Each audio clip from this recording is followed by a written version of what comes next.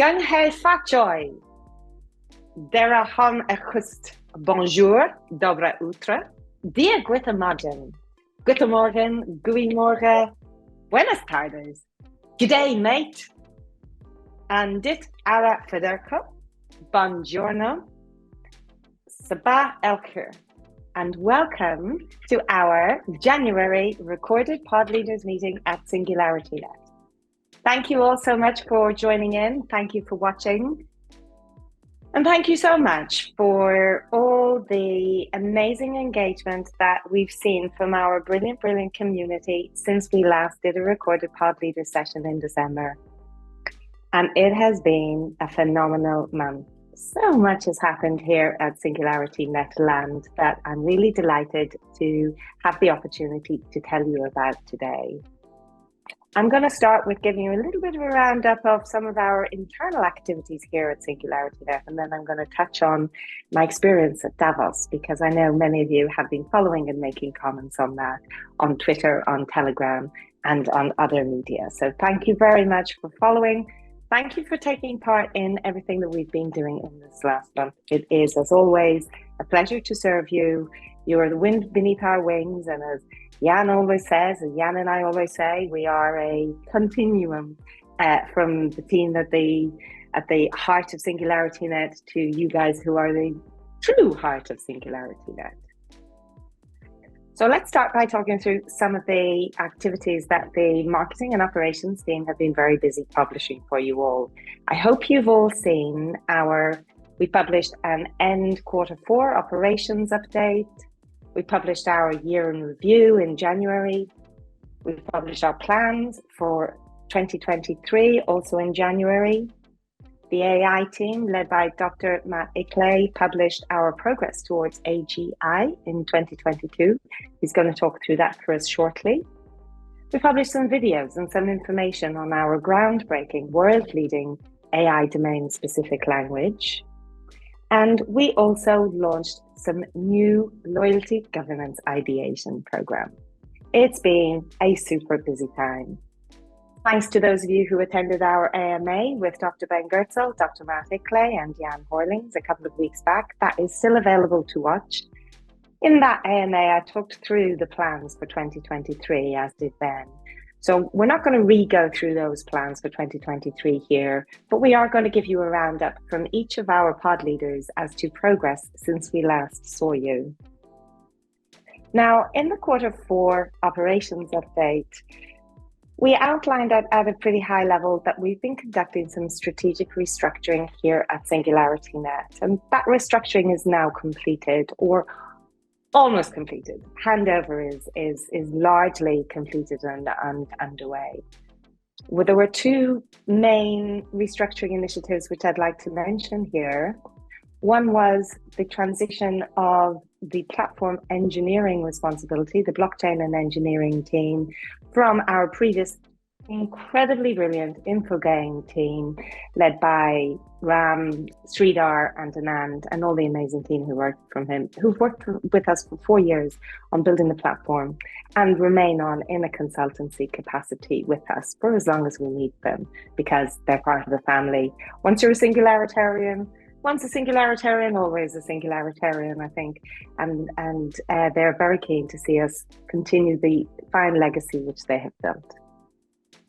We've handed over that engineering capability and that engineering responsibility to our very brilliant Sergey Shalyapin and his incredible team. Particularly notably, I'd call out Albina, our head of blockchain, who's extraordinarily talented.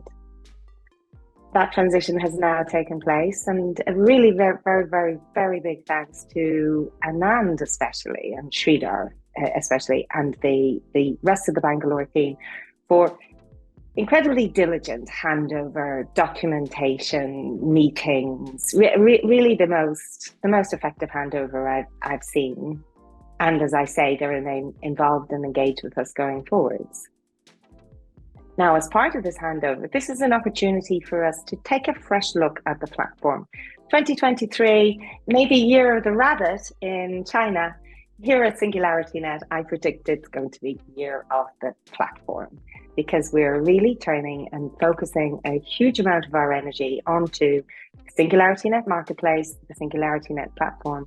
And as Jennifer may touch upon in her update for NuNet, we're holding discussions to see how can we accelerate the integration of NuNet onto the SingularityNET platform, because clearly, if we're going to be the world's leading, we are the world's leading decentralized marketplace, we need a decentralized processing infrastructure and capability.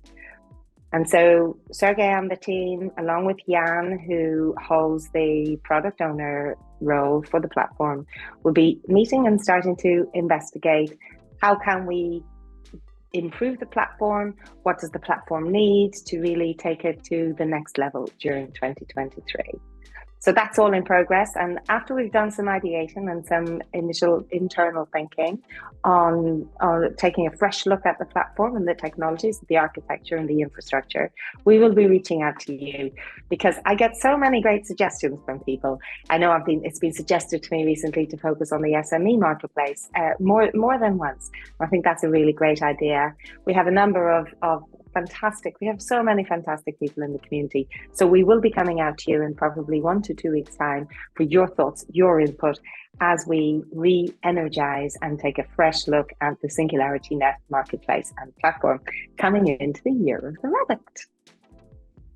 Second key point, which is really just more of an internal update, is that as part of the restructuring, we decided to merge the finance operations team with the larger operations team. And so I'm very glad that the finance team have now moved to report and work much more closely with Renata in our HR team, with Jan on the platform, with Nauman, our head of risk and regulatory risk and controls, who's actually taking up a new role within the foundation of financial controller, and he will be putting some new processes in place and controls in place.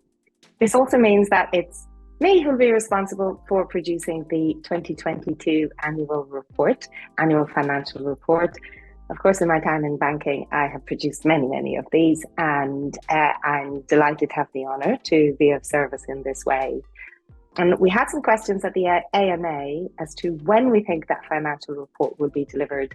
And I know it's something that our community care a lot about. So what I want to say today is I can't give you a date for that, because handover is still completing between our amazing Mario, who keeps a role in the foundation as our head of treasury, head of crypto, but will really be focusing very largely on Singularity DAO going forward, because as that goes from strength to strength, and he is very much needed there on higher, more strategic activities than the operational reporting, which is folded into my team. So as soon as I've completed handover, probably in the next 4 weeks or so, I'll be able to give you a date for publication of that financial report. Going forward, it will be my goal to publish it at the very latest by the end of Q1, but I can't guarantee that for this year. However, I am looking forward to getting stuck in. So that's the internal updates, key activities here at the foundation. If I come on to external updates, well, I am just back from a week in Davos. And huge thanks to those of you who have been supporting me on that journey, sending some nice comments on Twitter and on Telegram. You know, I read every single one of them, and it means so much to me. It means so much to me to be in Davos with a community like you behind us, with an organization like us behind us, bringing a message, a clear, a new and a fresh message of decentralization right into the heart of centralized government and control. And I have 8 thoughts, my 8 key takeaways from Davos that I'd like to share with you. So my first one is people are people, no matter how wealthy they are, they or may not be. I met some really beautiful people. And what I would say is there is a huge desire to understand and know more about decentralization right across that span of people. And people are people, and no matter where they are or how wealthy they are still very beautiful. That's my number one, people are people. Second point is what I observed at Davos, right? So I got a lot of comments saying, why is SingularityNET and decentralized going to such a centralized activity? My personal observation from the maybe 400 people I met, I would say at a guess, what I would say is there is probably a core of hardcore centralized thinkers who will probably never be swayed towards a decentralized philosophy and the decentralization movement. I mean, it's not a core, but I'll put them maybe at the tip of the iceberg. But what I experience is under those people, and let's say 10%, let's say 1 in 10 people I met, just hardcore centralized, not interested in decentralization. But under that, there's a huge, what feels like a really big, benevolent, growing crypto curious crowd in the middle. So I met so many people who don't understand crypto, who've never invested in crypto, who have never heard of cypherpunk. And I would say the single conversation, or one of the conversations I had most frequently in my 5 fabulous days at Davos, usually while walking along some slicky ice somewhere or standing around after a panel discussion, was, I don't really know what crypto is. Can you explain what's a token? Can you explain what does utility mean? Can you explain DeFi? And with a real genuine, so these are traditional finance investors, traditional finance world leaders in their fields who just have not had exposure to cryptocurrencies and decentralization, but I call them crypto curious. And that crypto curious contingent seemed much, much bigger than the kind of hardcore centralized group. And it feels to me like there is a really strong shift happening in society, particularly, and it's not even age specific, but I would say the young leaders are very, very, very interested in decentralization. But at all age bands, I found that interest. So that's my second point. There's a crypto curious core out there who are very interested in the work we're doing here at SingularityNET and in our decentralization. And then the next band, of course, is the crypto in decentralization already. They tend to be, so you're either in it, you're out of it, or you're crypto curious in the middle. And great, it was a great honor to represent the views of this community to the best of my ability, particularly to that crypto curious group in the middle. And I like to think that I'm certain I made influence on many people in that area. People had never heard of the cypherpunk movement. They didn't know that crypto was here to democratize access to wealth, to resolve inequality on the planet. And so many people agreed with me that crypto, combined with AI, particularly AGI, is the best hope that humanity has for dramatic, transformative benefit in our lifetime. That's point number 2. My point number 3, AI has arrived. AI is no longer a novelty. I didn't speak to one person when I said I work in AI who said, "Oh, that's interesting. I don't really know about AI." No, they're all like, "Yeah, of course you're in AI. Like everybody's in AI." It seemed to be ubiquitous.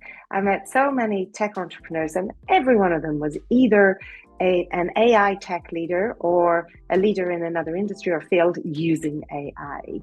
It really felt like AI is now becoming a utility technology rather than a novelty technology. People are using it, it's in real life use cases, and it is almost becoming expected as a general technological tool. So I would say AI has arrived.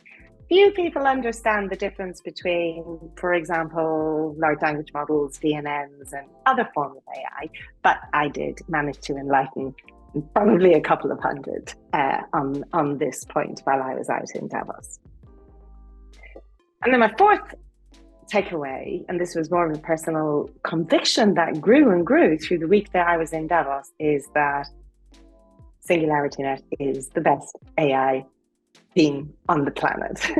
And as I explained to hundreds of people, that SingularityNET is probably, what I said to each one of them is, I don't have the data for the whole world to prove this, but we are probably the biggest team of not-for-profit AI scientists and developers in the world, which means that because we don't have to focus on advertising as a product, focus on war, focus on power, focus on control, we don't have to do anything except follow the great vision of our visionary tech genius leader, Dr. Ben Goertzel, towards the development of AGI, the most powerful technologies ever invented, for the benefit of all humanity. And as the week went by, and nobody contradicted me on this point, and I had so much support and enthusiasm and interest in SingularityNET, I came away with a deep inner conviction that we are on the right path, that we are the world's leading artificial intelligence community of developers. So those are my top 4 points. Then if I come into, just to give you a little bit of snippets from the financial side of Davos that I picked up while I was out there. One is that the risk of a global recession is clearly receding. There's a general sense that probably we've actually managed to avoid a global recession. This is due to largely due to China coming out of their zero COVID policy. Inflation has now been managed and is sitting at about 4%, and 4% is the new 2%. So there was a general sense of strong optimism that a global recession has been avoided. This is going to be India's decade. India's demographics are extremely powerful, and we're all there's a great expectation to see a fantastic economic and technological growth in India. Number 2. Number 3, carbon net zero transition is now inevitable. It's just happening. It's no longer a debate, but it's happening slowly. And then finally, I met many people in the green agenda, and it has changed, actually. Just being there has changed my own behaviours already. And the green movement is super powerful and super strong. And I met many partners who wish to partner particularly with Chorus and Cogito on the green coin, and to work with us. They were just really keen to work with us on AI for carbon sequestration, for reforestation, for preservation, for water quality, for air quality, for all forms of sustainable supply chain product, etc. It was really nice. So the green movement is super powerful. The people who are in it are absolutely super brilliant. But what I would say was there's a general little bit of a sense of that it's not enough, that we're not moving fast enough, that we're not doing enough. And whenever I told people that we're developing a GI, which is going to be unprecedented in its power and ability to tackle some of these major problems of humanity, I saw people brighten up.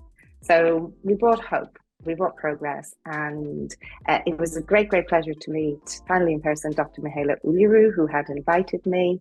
I also met a number of incredible investors and women leading women tech funds.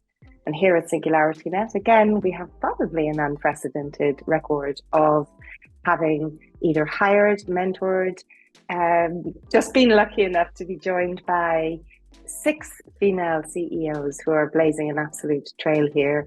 Of course, we have Ibby has been one of our leading lights executive for some time. And so I was very proud to be representing our 6 female-led tech startups, spin-offs here at SingularityNET. And I received a huge amount of support, encouragement, and interest in investing in these incredible startups, as well as so many people just said, thank you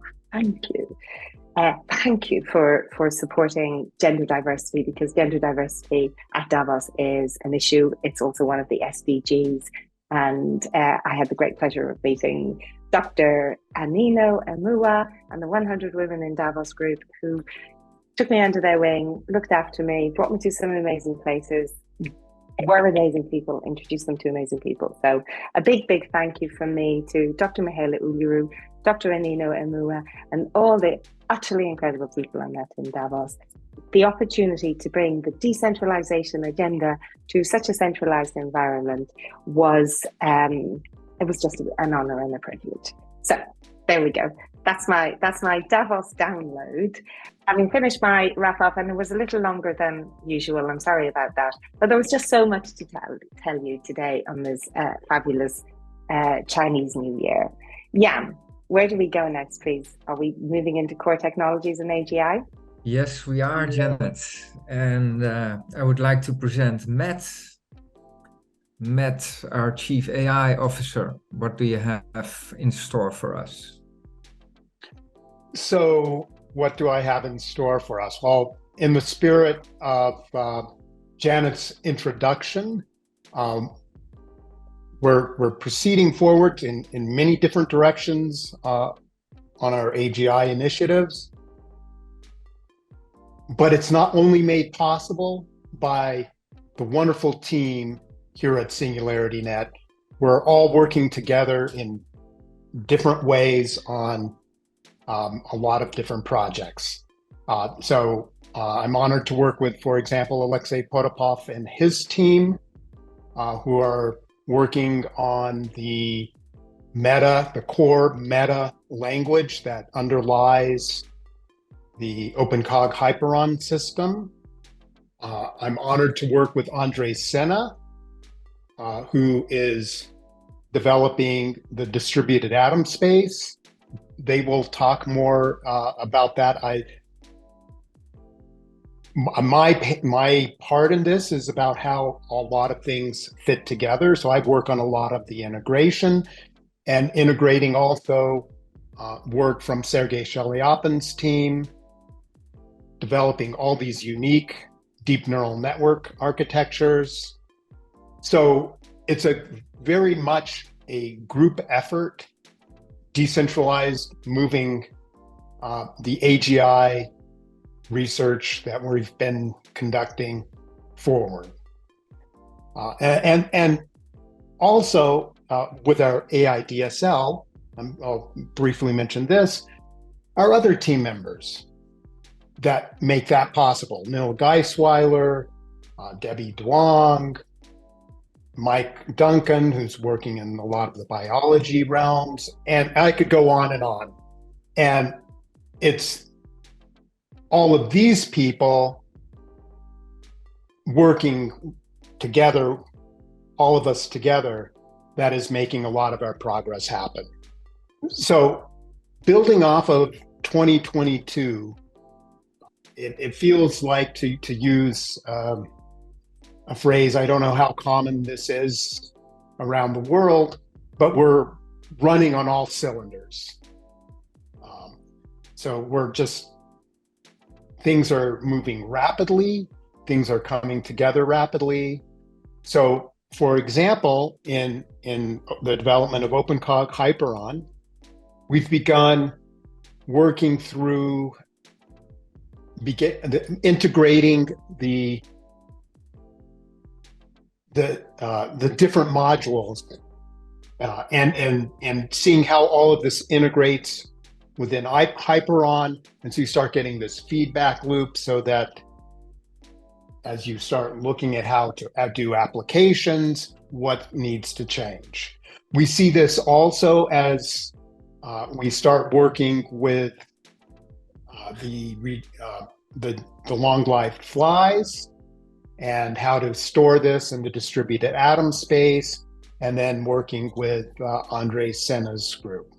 So moving forward, everything's just, the progress we've made in 2022 has set the foundations upon which we're now running full speed ahead, trying to bring all of the pieces together that will lead eventually towards a truly integrated artificial general intelligence capable of achieving true AGI.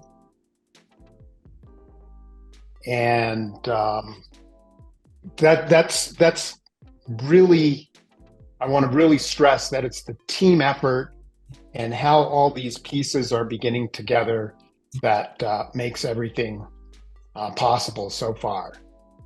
So looking ahead, I already mentioned a little bit about Genescence long-lived fruit flies and how that's being integrated into the distributed atom space. And then once that's done, we have probabilistic logic networks, a reasoning system that's going to be able to work on that and make hypotheses, new hypotheses. We'll be able to test those. The progress is just trying to keep track of everything. It's just happening so fast. AI, switching to AI DSL a bit here.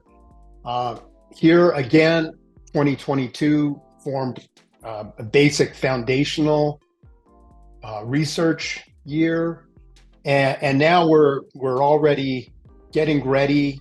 Our goal is to release an initial version of AI DSL onto the platform. This will be in the form of a software development kit that will make it easier. Again, it's going to be some give and take between community. Our initial release will be aimed at developers and power users to help make this really cutting edge, challenging research initiative possible. But we're on track. I see us releasing this kit in hopefully the first half of this year, if not definitely in the first 3 quarters. And we have a lot of ideas. Everything is flowing forward. And with that, I'll leave it to Alexey to talk about Meta, Senna to talk about the distributed atom space, and Sergey Shalyapin to talk about the neural networks that we have. Wow. We have some serious brain power lined up here, people, so listen carefully. And thank you, Matt, for that overview. It's great and a lot of wonderful things to come. Alexey, please enlighten us on everything going on with OpenCog Hyperon. Thanks, Jan, Matt. I will start with not too age-ish stuff, but which is still quite exciting and useful for our and hopefully for other research. It's about Minecraft. We have published our Minecraft mod called Hruy at CourseForge, where many other Minecraft mods are published. So it's now available. We are still working on it. We have tested our agents with this mod and refactored them, ported them to using this mod, and they work on more platforms than before, but there are still some issues with different APIs and behavior of Minecraft on Windows, Mac, Linux, and so on. But in general, it's working, and we returned to continue our research with the use of Minecraft and without currently too much effort. We just tell our agent that it can find diamonds at certain levels. There was first accident when it managed to find diamonds without any additional coding. It's far from stable now, but it was quite fun because we didn't put additional efforts for it to make this achievement. We continue to work on porting Minecraft agents to Met, and we hope to sort different things out with representing ontological, declarative, and procedural knowledge with memory and so on. And we hope to push this effort to more interesting and AI-ish solutions and results. Meanwhile, we have finally merged our pull request with some changes to the Metacore library, which enables support for importing different modules and in particular a standard library for Meta. So we are now at the point when we can try using Meta in different research directions mentioned by Matt, and we switched to introducing such a functionality which will help to connect different types of atom spaces to Meta, in particular the distributed atom space in the first place, but it may not be limited by only an in-RAM atom space and distributed atom space. We have been discussing a lot other options like Rolling-based spaces and so on. So we started this year with fulfilling the promises we gave last year, and we are happy about this. Thanks.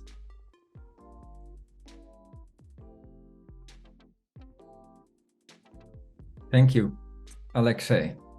Sounds very promising, especially the part where you're telling that the Minecraft agent is suddenly finding diamonds without giving him instructions. And that's how I always, in my romantic way, imagine the birth of AI, like, it's thinking. Of course, we're far away from that still, but it's a very nice metaphor that your AI is suddenly starting to find diamonds. So let's keep that in and see if we can find some more diamonds for us. Going over, I think, to Andre, maybe to tell a little bit more on the DAS perspective, distributed atom space. Andre, Senna. My update is very quickly. I can do it quickly. We are integrating the distributed atom space with the meta parser.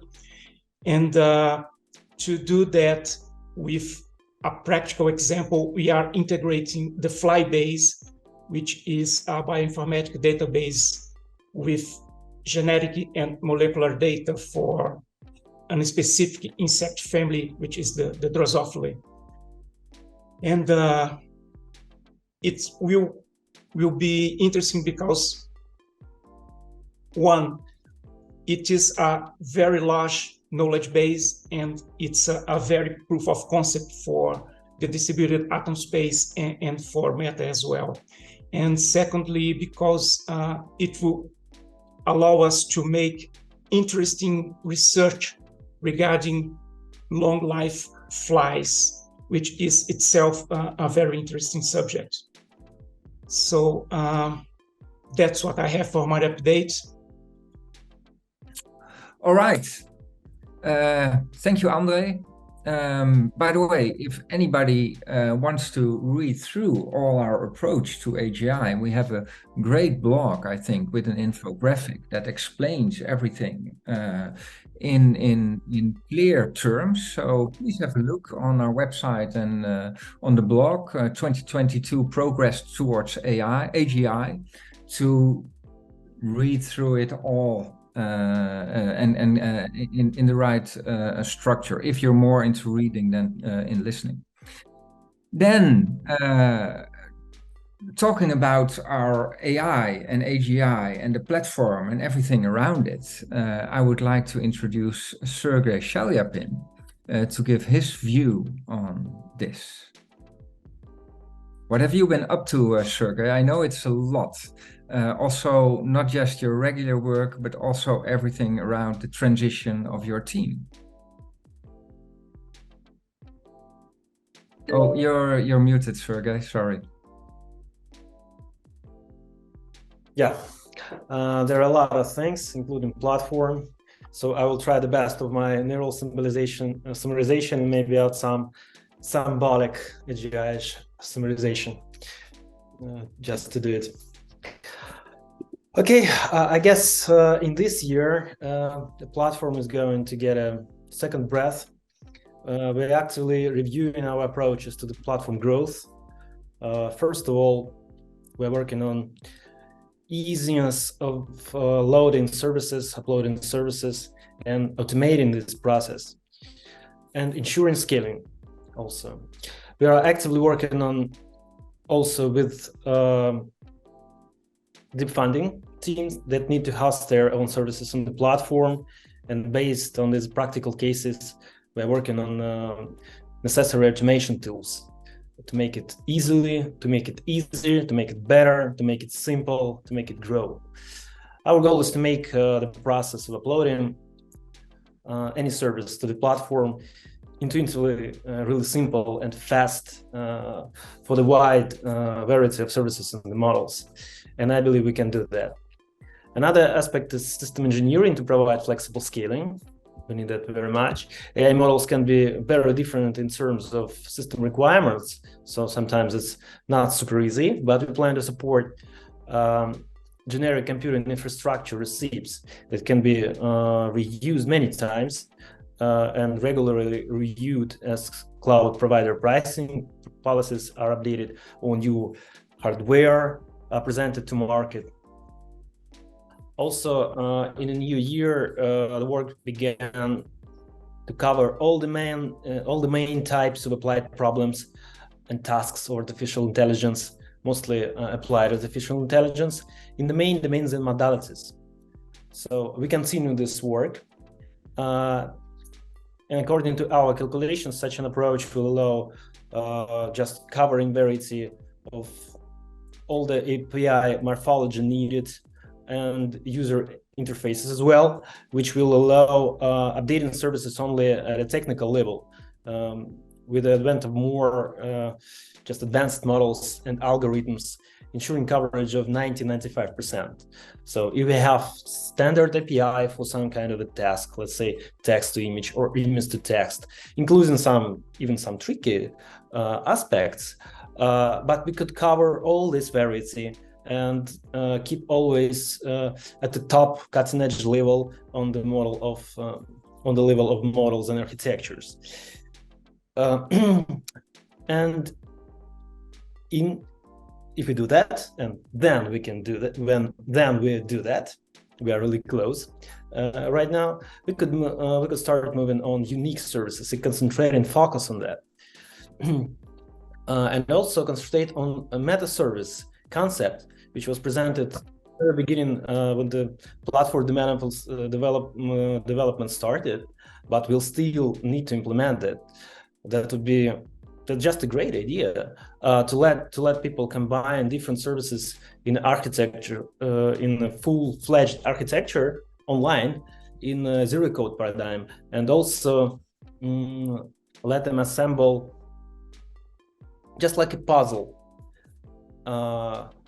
right on the marketplace, AI marketplace, right in the UI, using UI tools, and using APIs for more complex applications and so on.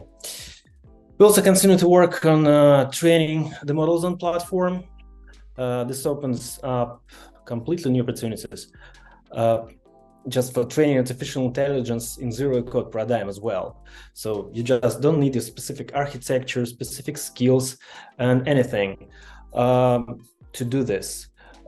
Or vice versa, maybe you need just to have different models, and you have to have security, and that will let people train their own models in a very simple and secure way and use them afterwards. For example, an artist will be able to train an image generator based on his or she's own data collection without having any development experience, and could always utilize the cutting edge architecture of the best model available at the moment. And just imagine corporate chatbots will be able to retrain their intent classifiers based on the augmented data every night in a fully automatic mode. So I believe that training on the platform is very significant. So also we work on staking. I know everyone is waiting for staking, and that will be finished in the first quarter. We keep working on this. And about big AI, we have really big progress in AGI technological stack, but we are also moving towards integrating AGI technology stack with the most advanced developments in the applied test-based models and techniques. I believe that we are moving towards rethinking of the learning AI system paradigm, moving from separation of training from scratch, fine-tuning, and some kind of prompting or inference, which are always done on different scale. And all applied AI is working in that paradigm. But AGI is more about learning, online learning, constant learning. So we're just rethinking all this from neural symbolic positions and design and implement intermediate system to combine AGI technical stack with the best applied AI achievement. So we are moving towards concurrent models and inference with the distillation, more control of model in inference regarding inference paradigm, which is always black box usually. We are moving toward knowledge distillation from larger models to more compact ones, rethinking the fine-tuning paradigm. And we work on processing, just training large generative models with inclusion of symbolic data and logical expressions to be controlled by knowledge graphs and some knowledge-driven commands and all the AGI opportunities to combine AGI stuff with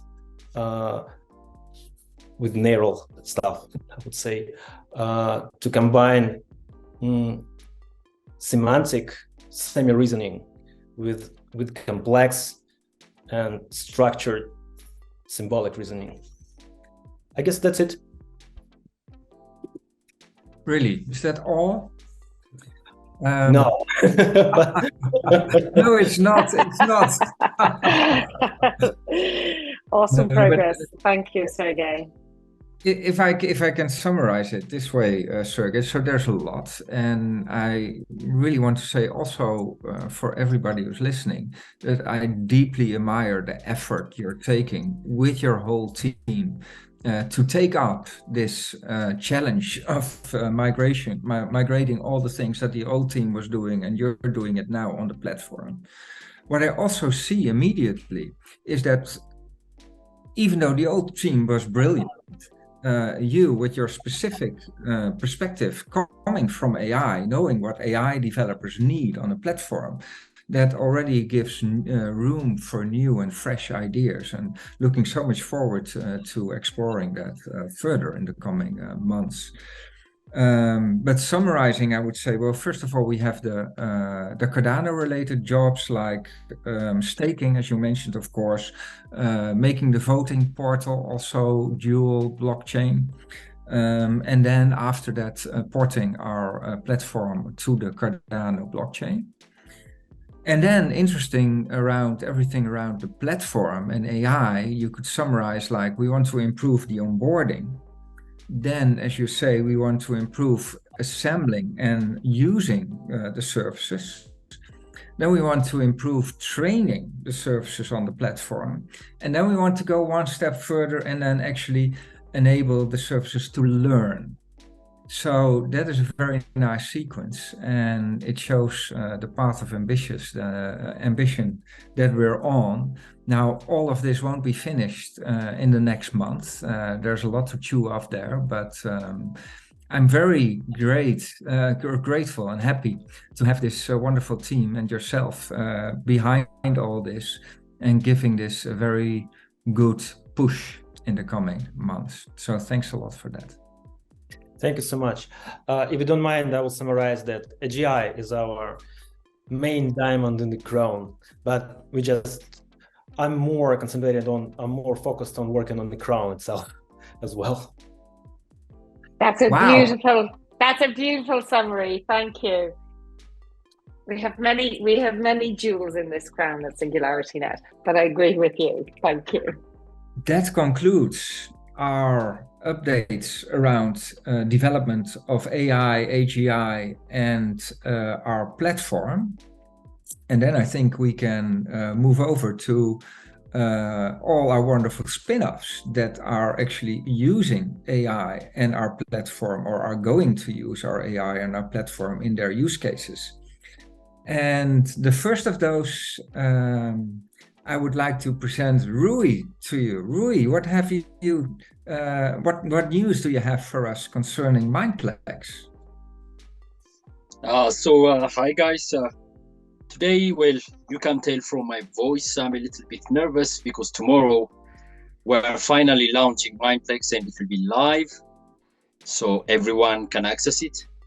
So what do I have for you today is I will just tell you a little bit about how our reputation system works, because for us, that's one of the main identifiers when it comes to our Mindplex platform.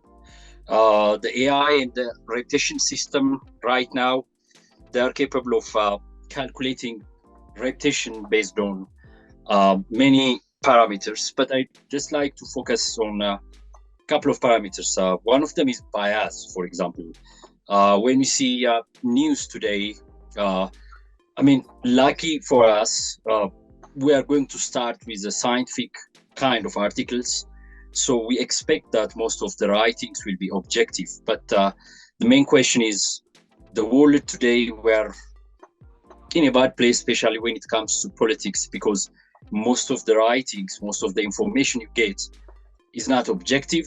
At best, it's subjective. At worst, it's like fake news or something like that. So how do we identify this kind of content from the right one is the main question. And then how do Mindplex tackle the question? We'll focus on one of these parameters, the thing we call bias. So right now we have a couple of subcategories within this parameter. The first one is, we have like an optimist people. For example, this kind of people, they like everything they see. They don't even need to read it, or they don't even need to finish the whole podcast. They will just like it. They will give you a good comment or something like that. So these people in our parameter, they are optimistic people. The good news is they are good for business, but it's a bias. The same is true for the reverse. For example, you have people, I think the bad terminology is haters. In our case, we call them pessimistic people. So you have this kind of people who hate everything. They don't like it. They just like to give you negative comments. So this affects how that content becomes viral or how that content is shared with other people. This is one example where we are going to tackle what we are going to tackle in Mindplex, and our reputation system is capable of identifying this kind of bias. The other bias I would like to say here is, for example, let's say you are an expert when it comes to AI, but when it comes to blockchain or crypto finance, you have good understanding, but you are not an expert. So whenever you see an article or a content that addresses or that talks about AI, your interactions will have this expert bias.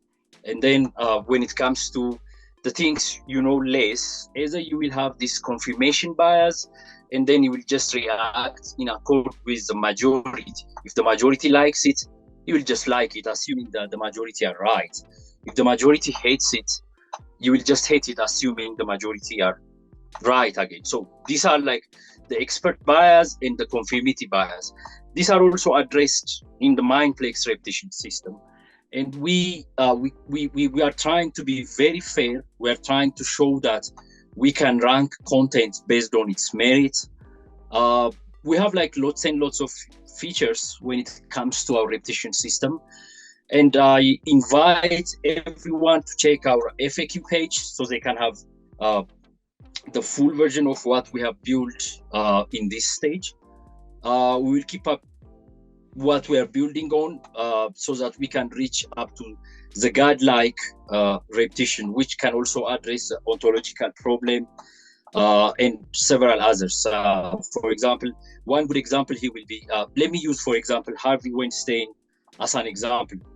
Back in the days, before we know the truth, Harvey Weinstein was one of the influential people in the movie industry. And if you get a like from this guy, it means that you have a better chance to become successful in the movie industry. And then let's go back in time and let's see how it affects your repetition. So in this case, the godlike repetition, what it will do is it will try to go back in time and take out Harvey Weinstein's good interaction and recalculate your repetition. Will you reach the same fame and the same viral status in terms of Mindplex, for example, as a content writer? So these kind of features, they will be included very shortly on the Mindplex repetition system. So I will also like to invite Conor to tell us more about the content side and probably about our affiliate program, so we can, support and reward our potential readers in advance. So Conor, please take it. Probably Jan, you can also share your screen and give us a sneak preview, maybe the homepage or something like that. And thank you for your time. Thanks, Hruy. Well, I don't know if I can follow that. That was an excellent deep dive into Mindplex's reputation system, which uses our soulbound token, the MPXOR token, Mindplex Reputation, MPXOR. We also have a second token, the Mindplex token, MPX, which will be used to reward our content creators and reward people for interacting on the platform, bringing content and making the platform better. We are also launching an affiliate program, as Hruy mentioned, because every platform needs its first follower and its second and its first 100 and its first 1,000, and that's the hardest part. The first million users are the hardest to get. So we want to reward those first million users, like hopefully you listening to this video, by giving them an opportunity to win MPX through a referral program. The details of that will be in a blog coming out soon. The more people you refer, as long as they're quality users, the more MPX you will earn. We'll have different prizes, different tiers for whoever can be the best Mindplex promoter and get more people onto the platform. What you're seeing on your screen there is some examples of some of our articles and our user profiles. So we'll initially have content from famous names in the fields of futurism and artificial intelligence, and a community section with your name on it, hopefully. So as our community grows, it'll become the center of Mindplex and produce our content in a decentralized, organic sort of way. Yeah, and in addition, everything you see here, the image, the thumbnails, they're exclusive to Mindplex. Our illustrator Tesfu was doing all these beautiful images. I would also like to thank Conor very much. He is behind almost every article, editing those articles to their finest shape. I would also like to say thank you to Amara, who is also our senior editor. We will very soon have a couple of podcasts as well. Probably we will launch with one podcast or without the podcasts. But right now we have at least 6 to 9 podcasts ready to go. So to everyone who has been following us, to the people who are listening or watching to this video, we will very soon have quality podcasts on our platform as well. And stay tuned and be with us and be one of the writers on Mindplex.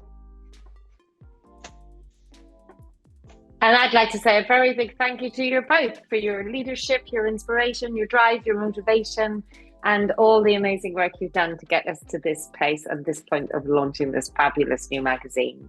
The world needs it. It's going to be a huge amount of pleasure, fun, interest, activity for all our community. So thank you from us all at SingularityNET as well for a fabulous job, Hruy and Conor. Thank you, Janet. Thank you. Oh, and I would also like to thank the tech team. Even if they are not in this meeting, they have done pretty good job. So thank you to our tech team as well. Hear, hear. Thank you, tech team. Thank you for explaining all that, Hruy and Conor. So it's not just a magazine, even though it's a splendid and wonderful magazine that you're creating, as you could all see. But it's also, there's something behind it, right? Like recommendation and bias and etc. So you will be using the platform for that, and you will be using AI for that. And yeah, I think the media landscape is changing quickly in this time. So we probably need things like this more than ever, with proper mechanisms to show right and valuable content at the top, and not being spammed by all the bots that are going to be around. So yeah, amazing. Yeah, thank you for mentioning that, Jan.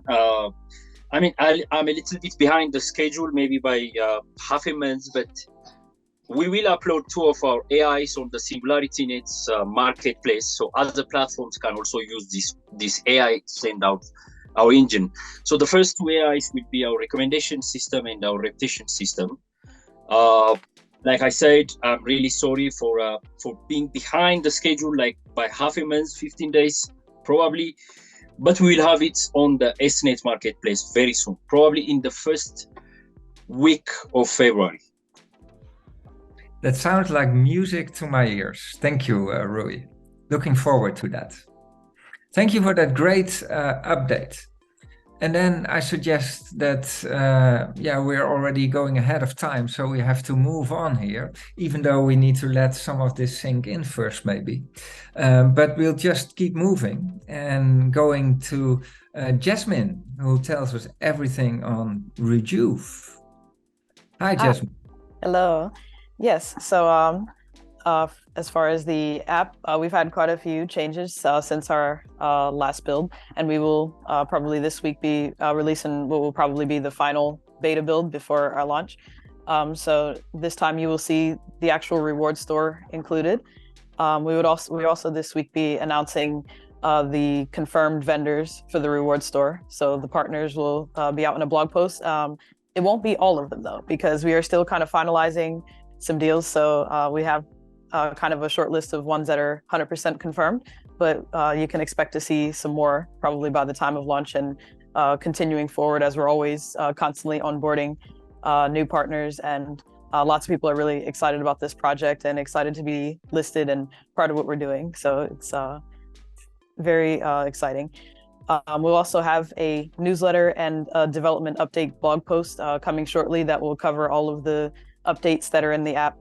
We have a lot of visual asset updates, like the little robot that walks you through has had a makeover. So it looks really pretty and more futuristic now. And so as far as when we will release the app, we are looking now at February. And the reason for that is that we are still working on the expansion of the Bayes Expert AI system. So I'm sure that everyone's seen the recent industry buzz around AI, specifically AI in healthcare and drug discovery. There's been just so many amazing advances that have been occurring and just kicking off the year. and we've been posting about that on our social media pages. So with this expansion of Bayes Expert, we're adding about 150 new questions and biomarkers. We have 216 new relationships and 214 nodes, with 86 new scientific articles being integrated. And we're also, so in the app, we'll be explaining better how the insights, like what they actually mean. Right now in the app, we've got the feedback that it's a little bit confusing as to why these trending arrows are going up or down, or, how this specific insight popped up for you. If maybe, you didn't enter in that information, where is this coming from? So as part of this upgrade, we're also going to be making it more clear which insights are a result of direct input from you, and then which ones are inferred by the AI, as far as kind of guesses or estimations of what your health status may be. So that's also part of what we're working on. And we'll also be showing the factors that had the highest impact on your health score ratings, and the factors that are most significantly impacting the up or down trends in the arrows. So we hope to be able to bring this to you very shortly. And maybe Kennedy has some updates on the biotech front. Sure, I'll give a little biotech update. Some exciting science will be happening here in the next month. We will be doing individual genetic and transcriptome analysis on super old flies. So I have some of the Methuselah flies that are towards the end of their lifespan, and we will be analyzing those. Hopefully data will come in March, but the actual genetic material extraction will happen in February by yours truly. We're also heading into exciting times, pulling together our scientific advisory board, and we have some pretty exciting people who have committed to being on that. And so spanning science and business, and all good things are moving. It's amazing, all the tech that comes together in researching health and longevity here. It's hardcore AI algorithms like the Bayesian net. It's 20 years, I think, Kennedy, of research in the long-lived flies that is now starting, hopefully, to pay off and bring results. It's the complete technology stack that we're building with Hyperon and Meta and DAS that is now being used for this use case. It's the app going out in the world and crowdsourcing health data so that it can be connected to that other data set. So it's really all these pieces coming together. It's quite mind-boggling and amazing. And another situation where we are on the brink of getting real results by integrating all these pieces of the puzzle. So this is going to be a great year, ladies, and thank you so much for that wonderful update.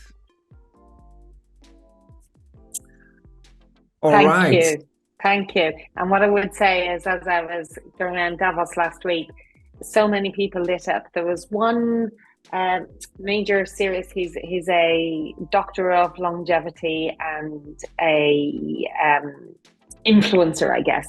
And I was telling him about the flies, and then I saw him the next day and he said, I couldn't sleep. I was thinking about the flies. Tell me more about the flies. How does that work? What have you found? So I was getting a huge amount of positive feedback everywhere I went, everyone I spoke to in Davos. It's amazing. It's simply amazing to think about that. We have 20 years of research in breeding flies that now live how much longer than regular flies? Can they 4 times as long?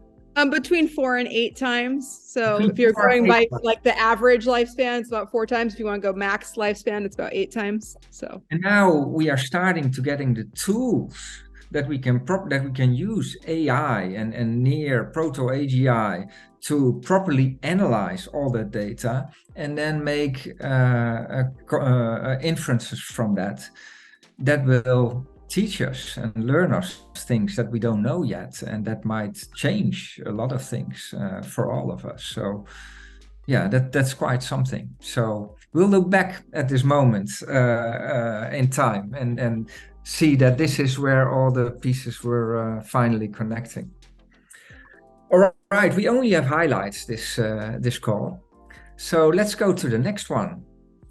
Jennifer, you're going to tell us something about NuNet, and everybody always loves to hear things about NuNet. Yes, thank you. So again, January has been quite a busy month for NuNet team. So currently we have over 230 compute providers on the NuNet platform. And we're continuing to review applications. So if whoever is watching this video would like to participate as a community compute provider, you can join our Discord server, fill out the application, and our team will get in touch with you. So touching on some of our use cases updates. So with our decentralized GPU machine learning use case, which is being built on Cardano, next week we will begin our first testing campaign focusing on this use case. And we will be testing onboarding GPUs onto the NuNet platform, our proposed test management procedure and reward procedure, which we will use to align with future testing for public alpha release, which will hopefully be the end of Q1, and of course, future use case testing. Looking at the decentralized SPO use case, progress is still ongoing.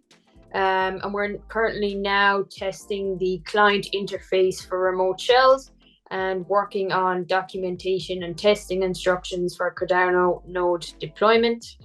As Janet mentioned, we'll also be reviewing the SNet platform integration this month with the SNet platform team.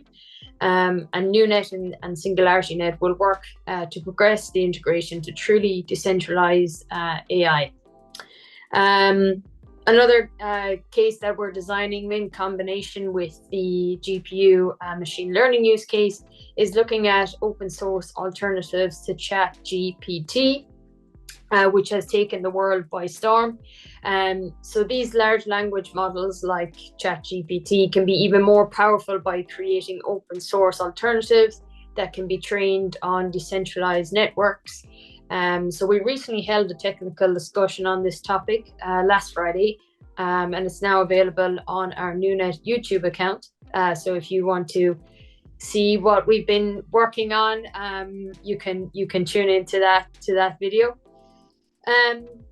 In other news as well, we're currently working on the NuNet NFT earn drop portal and the community rewards mechanism, which will work in combination with the testing that we're going to be doing over the next couple of weeks. And we're also working on releasing a 2022 report and then 2023 updated roadmap, which will be communicated next month. So a lot of work going on at NuNet. And if you want to keep up to date with all NuNet activities, you can head to nunet.io/links to find all relevant channels, pages, and news. So that's all from NuNet. Thank you, Jennifer. Now you can take a big breath. What a lot of information. Thanks, Jennifer. Thanks, Jennifer. Is that Jennifer's first time doing the update at the recorded pod leaders meeting? Yes, so probably spoke a bit quick, but that's also the Irish in me as well, I guess. You didn't speak at all quick. You spoke just perfectly. Thank you. So I hope everybody's enjoyed meeting Jennifer Bourke, a absolute powerhouse of marketing drive and motivation and output from the NuNet team, and my neighbour from Tipperary. I'm from Limerick. Jennifer's from just down the road in Tipperary, so it's great to have a fellow Irish woman on the team. Fáilte. Gur machagat. Right, I think it's over to me next. Is it Jan to do an update on behalf of Jam Galaxy? Please, Janet, take it away. Oh, right, I'll take it away. I know I'm not as charming or as musical as Diane when she does her beautiful updates, and I was hoping for a little Gung Hei Fat Choice song from Diane, but maybe next time. So we've been really exploring together with Sergey Shalyapin and his team, we've been working on generative AI music models and what would be the most useful generative AI music for us to continue with the work that we've already worked on. So we've already worked on generative AI music, we've worked on generative AI lyrics. Somebody produced me a song for Desdemona from OpenAI, and I just thought it just looked so dull. I much prefer our generative AI lyrics, which are trained on the works of Philip K. Dick and Ben Goertzel, and a lot less predictable and a lot more Oracle-like, if you like. Not to say that I don't think the scientists behind OpenAI have done a brilliant job at what they're doing, and it is a really fantastic tool. But anyway, I prefer ours. We're also very close to now launching the artist portal, and we're going to be able to upload STEM tracks to use in training and to kick off. And we're going to be kicking off the Jam Galaxy loyalty program with introduction to blockchain education and training for musicians. We are working on virtual reality and how to create concerts in the metaverse and make it easy for musicians to do metaverse concerts and reach a global reach in that way. We're in exciting discussions about a possible appearance of Desdemona, possibly the Jam Galaxy Band, on a well-known TV show in the US. So watch out for that one. And we are really honoured to have been confirmed that we're going to be speaking at the UN AI Summit for Good. Those discussions are super exciting. And of course, Jam Galaxy is all about AI for good, and SingularityNET is all about AI for good. So that fits very, very nicely. We have 2 or 3 Jam Galaxy Band singles ready to launch, my favourite of which is The Singularity Will Not Be Centralized. It was our first lines out of our generative AI models back in October 2021. The singularity will not be centralized. Instead, it will radiate out like a wasp. And Sergey Shalyapin will remember that moment when we first started producing Desdemona's haunting and evocative, beautiful lyrics. The very first line, my favorite song, we played it at Lausanne at the Cardano Summit in November, and everybody loved it. They were coming to me afterwards going, what was that song? What was that song? We have to start hearing it. So we'll be starting to release our singles very soon. They're just being finally polished off. We've got some cool AR merchandise, and we are about to start testing our decentralized streaming model. And lastly, which I know the whole community will be really excited by, given the shifting winds of appetite both in the crypto and TradFi worlds for new things, we are starting preparations for launch for the Jam Galaxy utility token. So that's going to be super exciting as well. So a lot going on at Jam Galaxy, changing the world one song at a time as always. Thank you, Jan. Wonderful update. I would almost say we didn't miss Diane for a moment, but that would not be true. So, but thank you. And Diane, I hope we will be able to view your presentation next time. Get well soon. So that concludes for today, at least, our spin-offs, which means there are some more internal things we can present to you. Well, not completely internal in the end. Everything is external, and especially marketing. Peter, I think you have an update on the loyalty airdrop. I do, yes, indeed. Thanks. Yeah, I'd like to put a little spotlight on that because we've got a community governance event going on the loyalty rewards pool of the Phase 2 tokens. And for some context, the first year of this pool is reserved for those who were in the hard fork snapshot. But as the Phase 2 tokens get emitted over 91 years, it's a bit much to require this forever and ever. And this is why the Phase 2 plan included a community governance event to decide on how we, as a community, want to shape this loyalty pool. So here we are. It concerns 5% of the Phase 2 tokens, so it's quite significant. And for the ideation on this community governance, we're using Sway.io, which we also have been using, as you are well aware, Jan, for deep funding. This portal is open till January 30th, and I'll put a link in the description below the video. There's currently 5 proposals on there, so there's room for more. But there's some interesting ones on there, quite shaping up quite nicely. So for coming Thursday, the 26th at 15 UTC, there will be the first of 2 town hall sessions where we can discuss this in a live call. Not sure if this will be out in time for that, but we'll spam on social media anyway.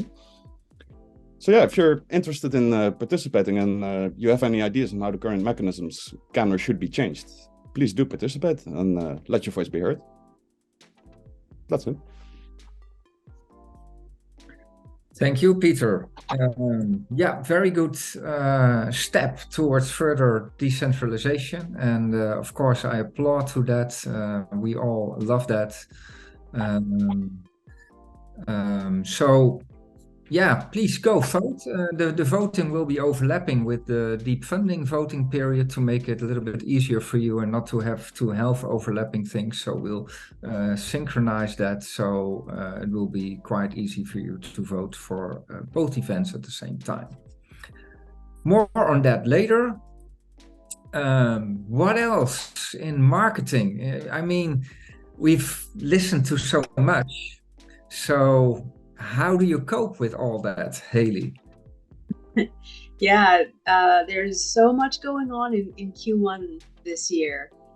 Everything that we've been building for the last months is really coming to fruit for the community, and they get to see all this hard work and what it develops into. So as Hruy and Conor mentioned, the Mindplex magazine launch will be on the 24th, January 24th, and the community will get a chance finally to see that magazine that's been going through some internal testing and review. It'll be an internal community launch so that the community gets a kind of a first peek before we go bigger with that, and see all the exciting media updates that they've been working on so hard for so long to restore trust in media, which is so critical in this day and age. We're working with Rejuve, of course, on their upcoming full app release and launch, and that is exciting as well to have that first big mobile app out for the ecosystem. We're working with the platform team to promote the newly added AI services, to draw a lot of attention there, and to also draw on a lot of community feedback on what AI services we should be adding in and building to create more interoperability and utility on the platform.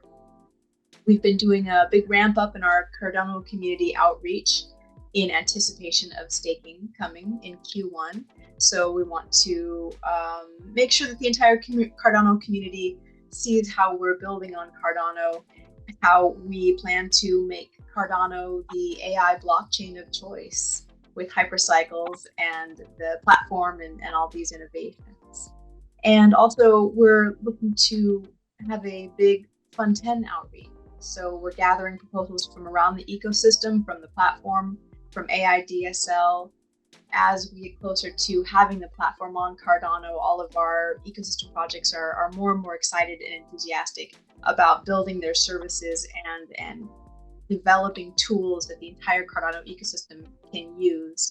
And so we'll be going for some Cardano Fund 10 Catalyst funding for those projects to build out this AI type tooling, as well as some of our NFT and other type tooling that will be broadly used. As Peter said, we're launching the governance event for the Loyalty Rewards program. And then we also have the ongoing ambassadors program that's growing and blossoming and attracting a lot of attention. So maybe here you could touch on the ambassador program and the developments happening there and all that. Sure thing, thanks. Yeah, over the past weeks, the thing that's been growing the most has been the marketing guild of the ambassador program. And it's, yeah, more and more tasks are getting to, added to dwork, the Web3 Kanban board we're using for task allocation. I'll chuck a link in the description as well to that one. We have about 5 public meetings a week now in the current schedule. So yeah, there's a lot happening, definitely. And if people want to join in, they're very welcome to do so. Absolutely.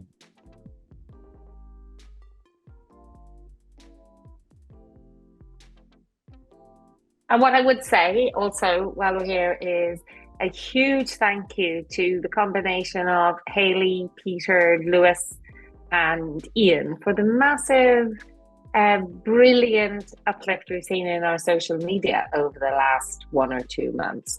I had to stop and in Davos and recommend, find out who was writing those brilliant tweets. And it was Hayley who helped Matt and the team with the AGIX, with the AGI, the progress we made on AGI in 2022 blog, writing some really amazing blogs, Hayley, and really amazing Twitter threads. So big shout out to you and Ian and Lewis and Peter for all the really fabulous work you've been doing on social media. It's a super exciting time to be at SingularityNET, and we are very lucky to have you with us. Thank you very much. The team makes it easy by doing so much and such incredible research and development. They do. They do. I can see Edwin is getting all ready to give us a wonderful update on partnerships, Janet. I see him getting all ready too. Your hair looks perfect, Edwin. You've had a cut. Looks great. Thanks for noticing, Janet. Yeah. So the latest development since our last recorded pod meeting, we have started workshops with a couple of our partners to begin various tasks. So with Mosen, we've started discussions on unlocking advanced AI solutions for AML compliance. This is joined by our very own Nauman with his startup Hedge. Hedge will be presenting a technical product showcase with the goal of offering joint solutions. So this is a massive step towards bringing the best expertise in AI and AML. So yeah, Mons are always striving for innovation, and together we look for new ways to enhance and evolve their products. So secondly, with Mandala, Mandala is developing a multiplayer online role-playing game that runs across multiple platforms and blockchains. This extends to a geolocational AR-based application, all based on new consciousness-orientated mythology, and this is introduced into the Mandala graphic novel. So their updates, they're currently running nodes which allow running pieces of the game into communications between players. They're working on 3D elements with our partners, Smart Places. They're building NFTs as luminaries, and this is starting with Nikola Tesla. So we are starting to build up a database of these NPCs. So we're looking at what data is available on Nikola Tesla. So we're looking at diaries, papers, biographies, etc. And we'll be bringing these characters to life, giving them personality using our AI capabilities. So for fans of the Mandala project, we'll be glad to hear that the first NFT drop is in Q1. So very excited to see the launch of their collection. And yeah, as always, we've got a packed pipeline. There's plenty going on. I'm not at liberty to mention quite yet, but please do stay tuned to see what exciting announcements we have in the coming weeks and months. Yeah, stay tuned. Thank you. Thank you, Edwin. Of course, we're always most interested in the things that you're not allowed to say, but I think we'll have to wait for the next update for that. Or the one after, who knows? There will always be new things that you can't talk about yet. But it's amazing. So, yeah, we have the core tech. We have spin-offs working on that. And then we have partners, and now also educational partners working with us on the platform. So yeah, that ecosystem is building out quite nicely. Also, thanks to your great help. So thanks a lot for your work, and thanks a lot for that great update.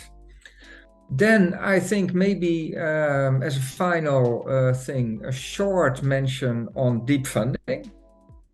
So we're going from, I mentioned, core tech to spin-offs and our own projects, and then to partners, and then the next ring around that would be basically the whole world, right? Because everybody can join deep funding.